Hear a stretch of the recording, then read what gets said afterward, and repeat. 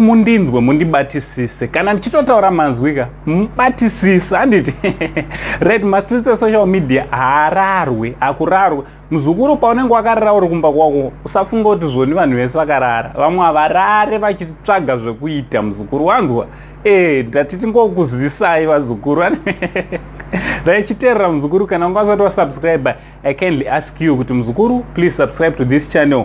Also don't forget to put your notification bell kuti whenever I upload a video you will be notified. Thanks very much to all those vanoramba vachikomenta vachiita kuti basa ringe riri rinoenda mberi handiti.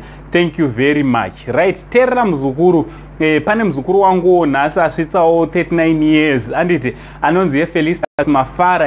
Happy birthday to you muzukuru, wish you many more years to come handiti. Right, chinzwai kavazukuru chiteererai mumastreets esocial media matinoswera tichitenderera tichibata-bata zvakawanda kutsvaga kuti zvii zviri kuitika. Ndabva ndasanganawo na Olinda Chapeo muzukuru wangu ari ku UK yuko kuchando handiti anogara kuchando handiti. So musekuzva kwenyu akambodanana nani ex ya Standard Daisy handiti ya Desmond Dziva, sekuru vangu Dziva ndi ex ambuya vangu ndingati ex ambuya ndi muzukuru wangu but pamazuva achona imbova ex ambuya right. So chiteereraika sekuziva kwenyu handiti Dziva vane mafotos avakambobuditsa vachiratidza kuti vaida umborufefeterwa nekurohwa nemhepo vakapfeka zvemukati. So Olinda azouya manje achivapindura kuti ndeipi futi hanzi Stanaka at the age of 40 the biggest achievement yaaitaka ndeyekuuya uchivhairira vanhu nemudoro wake pangozonzvenga isiti kutoziva kuti pari kurehwa chii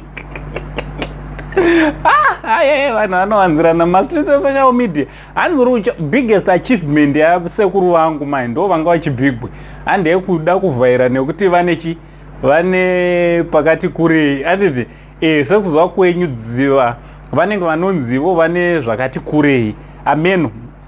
Imi ndimunoziva zukuru, what do you think nezvanyorwawo nani naOli plus Olinda haangazombonyepe because ndi ex kawe anotoziva kutoti zvinofamba sei panani pana Dziva.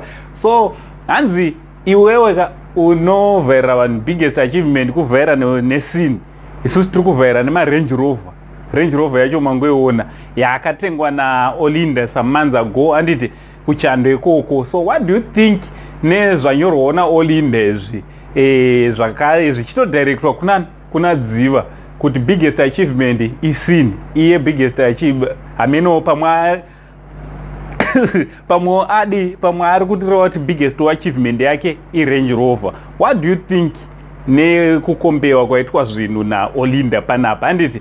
What do you think wazukuru vanga vakambonyarara? Muzukuru wangu Olinda anga ambotora nguva akanyarara. Zvinodiwa izvozvo ndo kuti tinge tiri tinoziva kuti muriko munopotawo muchimbouya muchidi. But what do you think nezvauyiwa nazvo zvauya nazvo zvachona handiti hainini hangusa sekuru vevanhu handina chekutaura nazvo handiti. So muzukuru wangu thanks very much nekuramba uchisapota. Ngatite tiona mavideos vazukuru, tine mavideos akawanda tiri kukuitirai nhasi, tine mavideos mamwe achateera. So let's watch these videos nekukomenta vazukuru nekulike handiti. Much love.